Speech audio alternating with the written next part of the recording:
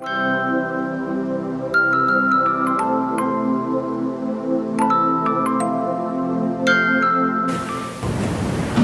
morning, it is a joy to welcome to the pulpit the Campus Ministry students who went on Breakaway.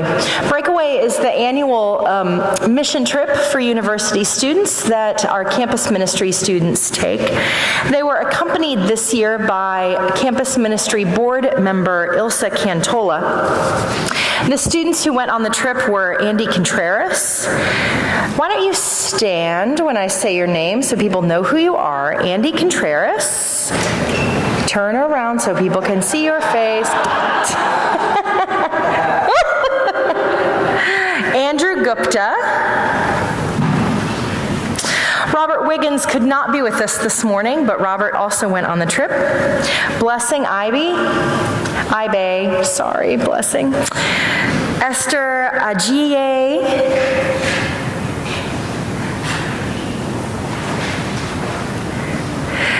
Shekinah Steen. Jane Zhu. And Laura Wadley.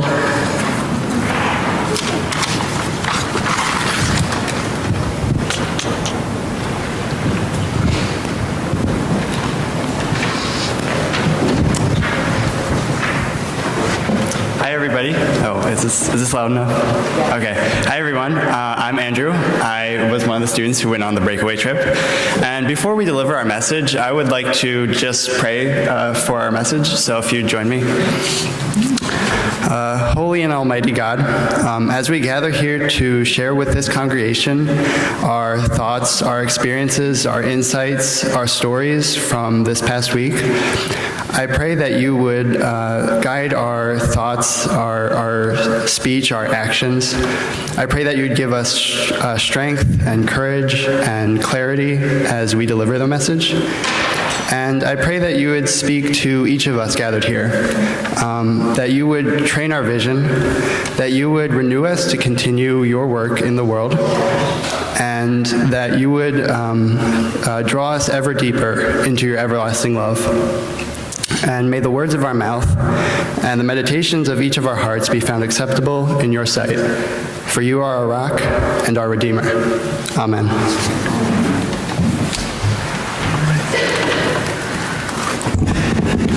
For the past 8 days, the 8 students before you and I have been in Memphis, Tennessee, Bluff City, home of the blues, taking part in the Freedom Journey program.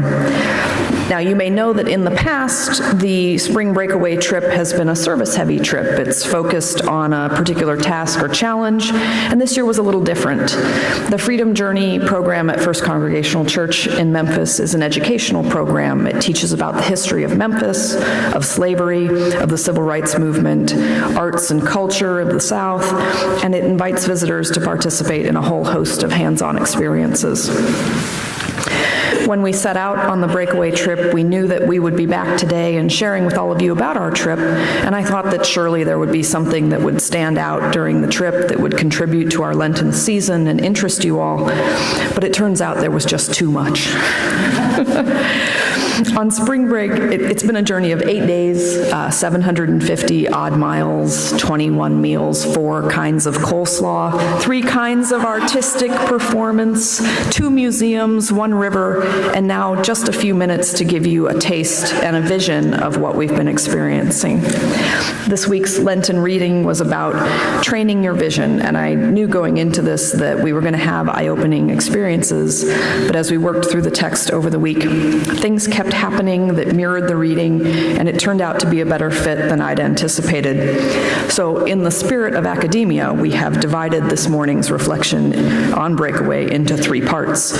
And in the first day of our Freedom Journey, we were tossed into an actual improv class with a performer from Playback Memphis who gave an almost too on-the-nose lesson in listening to each other, responding and transforming stories into motion and images. So I'm going to invite our actors to the stage while Esther shares with you a summary of our week from Champaign to Memphis to Champaign, van to van to van throughout the week.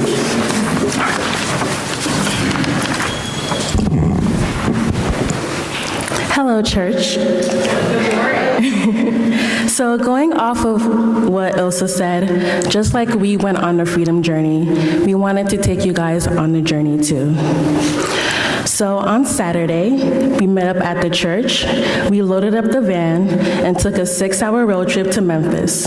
And once we got there, we settled into the hostel. On Sunday, we worshiped at First Congo, where we met Julia, who was our host throughout the week, and other members of the church. Some of these members happen to be alumni of CUCC and U of I. We also witnessed a baby baptism as well. After church, we visited Memphis Zoo, which was bigger than the ones in Chicago and had a lot more animals. Some of our favorite animals that we saw were gorillas, tigers, pandas, penguins, zebras, and koala bears. Monday was the first day of our freedom journey. We visited Slave Haven, which was a house that was turned into a museum. We went through the history of slaves taken from Africa and learned more about the transatlantic slave trade and how the slaves transitioned from their life in Africa to their lives in America. One of our most memorable moments in Slave Haven was when our tour guide took us down into the cellar where the slaves would hide, turned off the lights, and gave us a glimpse into how it would feel to be a runaway slave during that time period. After that, we went to playback. We learned about the art of improv and how it tied into freedom.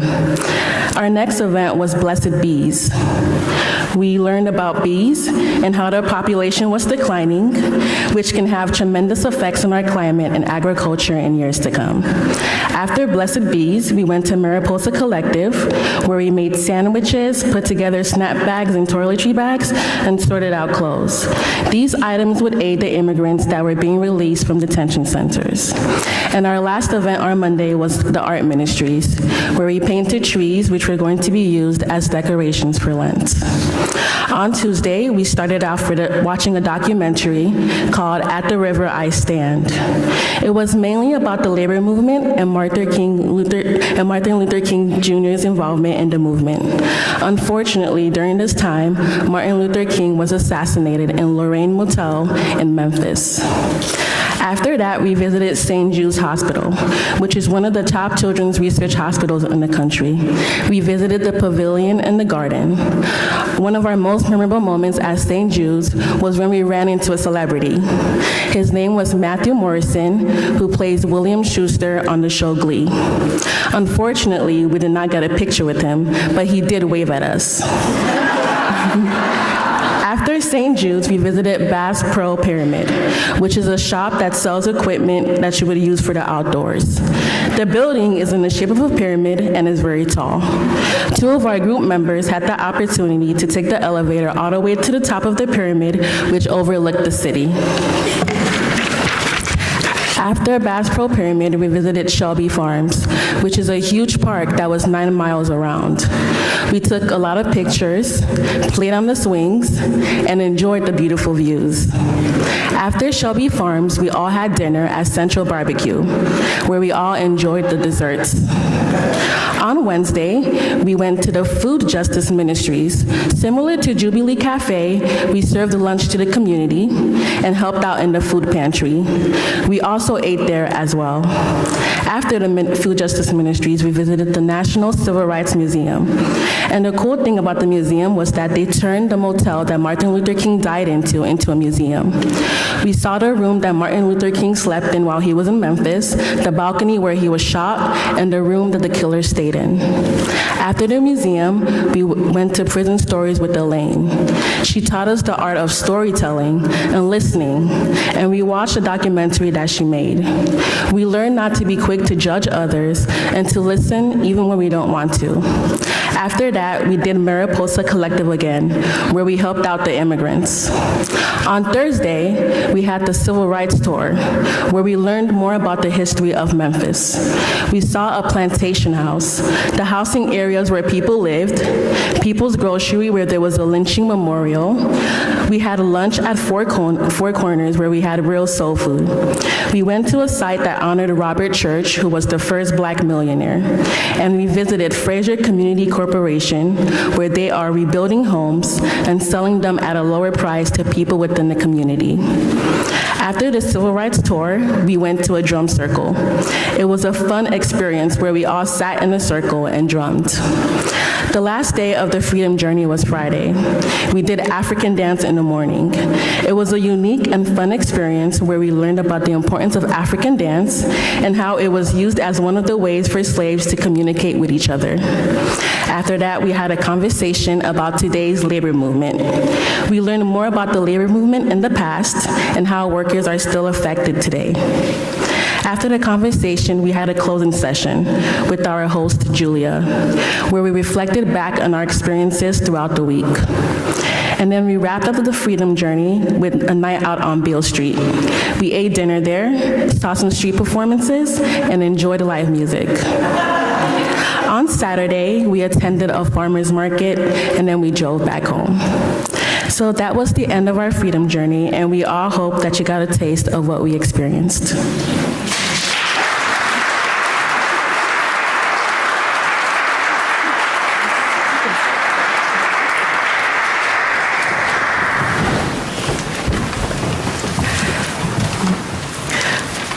Every person in our group was in Memphis for the very first time, and most were in Tennessee for the first time. A few had been on breakaway before, the service trip, but this was Freedom Journey breakaway, and it was a whole different thing. And this was a challenge for all of us, a new place, a new type of experience, and a chance to practice seeing new streets, new people, new history lessons, and finding how we fit into a new space.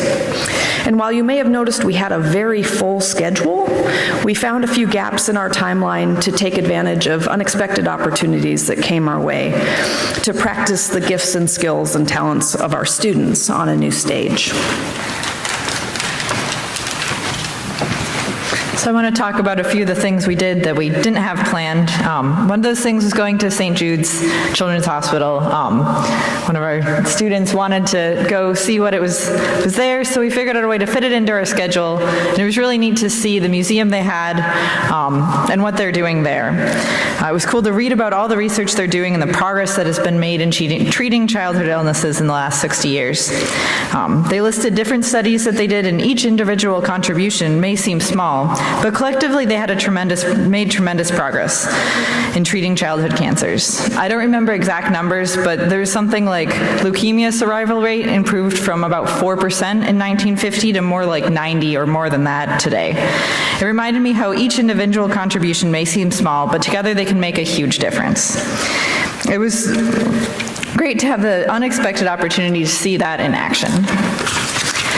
And another opportunity we had was to work with Mariposa Collective, like we mentioned. We didn't have much planned for service on our trip, even though we usually do. We tried a little bit to figure out something else ahead of time, but it was hard to just figure out where we could plug in. But while we were down in Memphis, we ran into a woman who's working with the Mariposa Collective. She had heard we were in town and stopped by to see if we could help her. And we, of course, said yes. This was the service opportunity we were looking for. It worked out great. And so it was neat to be able to help with them, and it worked out really well. Mariposa is based out of the room right below the hostel where we were staying. And so we helped them a few times while we were there. They had lots of different jobs for us to do, from making sandwiches, putting together snack packs or toiletries, sorting through clothes that they were giving away. So they had noticed that there were a lot of immigrants coming through Memphis on the buses that really didn't have much of anything with them, including warm clothes for Memphis winter and even colder winters as they went farther north. So this was just a group of people that saw this need in their community, and they got together to do something about it. They organized, it was inspiring to see how many people donated their time, clothing, money, and their talents to meet this need that they saw arise in their town. They were paying attention to the needs of their community and found a way to meet them. It was great to have the unexpected opportunity to help them with their mission.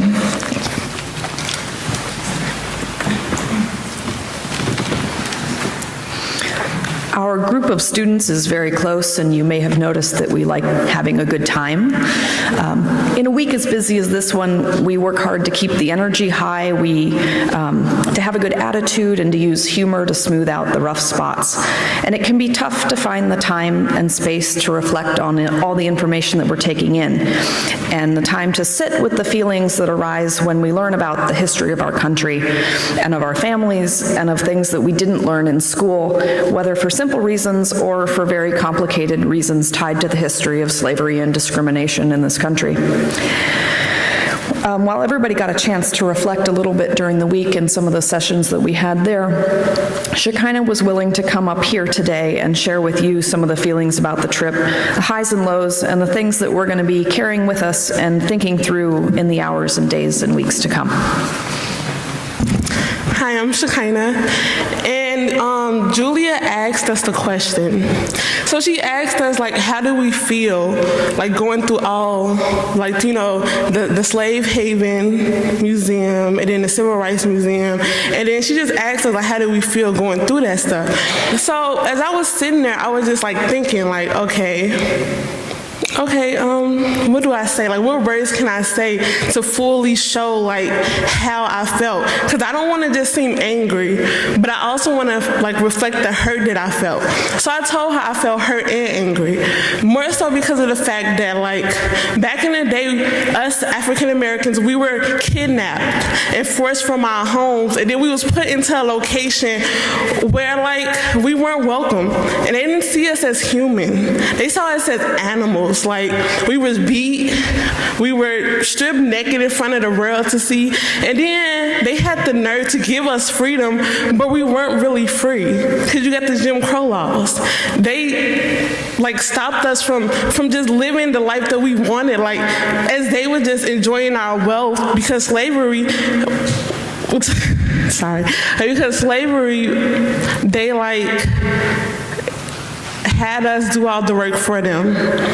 They had us picking cotton, getting sugar, and they were selling us and making a whole bunch of money from that. And that's why in today's world, there's so many rich Caucasians instead of rich African Americans, because they gained the wealth from us and they passing it on to their new generations.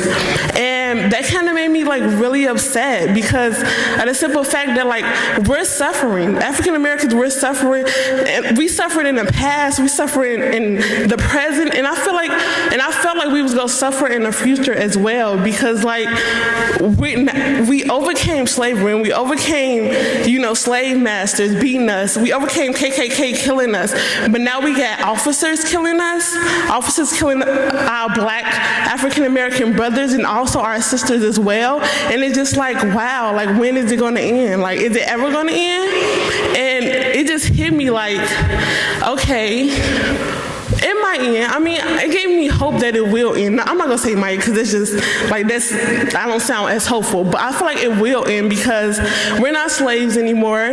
We're not going through Jim Crow law anymore. And right now, okay, yeah, we're getting killed by officers, but I feel like eventually some gonna give, and something is gonna get right. I mean, it's going to. It always does. Like, it always works out for the greater good. So I'm gonna just have hope. I'm gonna have hope that one day we're gonna get the life we deserve, because we do deserve it. We gave this world everything. We gave them our blood, sweat, and tears, our ancestors. So I know we're gonna get that last laugh. We're gonna get that last, like, happiness, where we can finally look up and say, this world is ours, because we deserve it. And that's all I have to say. And that's why, I got one more thing, okay. And that's why I decided to wear this hat today. And I heard people say, like, all lives matter.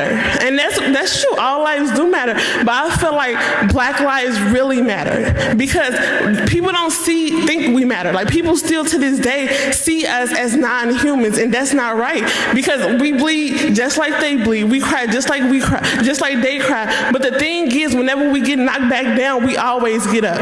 And we gonna keep getting up, but we gonna keep fighting to get the life we deserve. And we don't care what nobody gotta say, and we don't care how nobody feel about us, because black lives matter, and we're gonna be loud and proud about it, because our black is beautiful. And that's all I gotta say.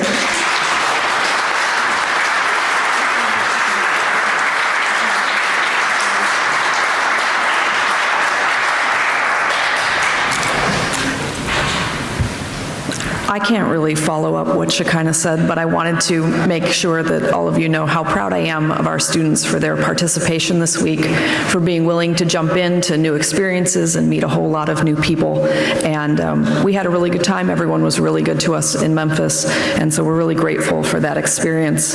And we look forward to telling you more about the little things that happened on that trip that we didn't have time to go into today. So catch up with the students after the service and ask them what their favorite thing they ate was and all of those other questions that you may have. Thanks.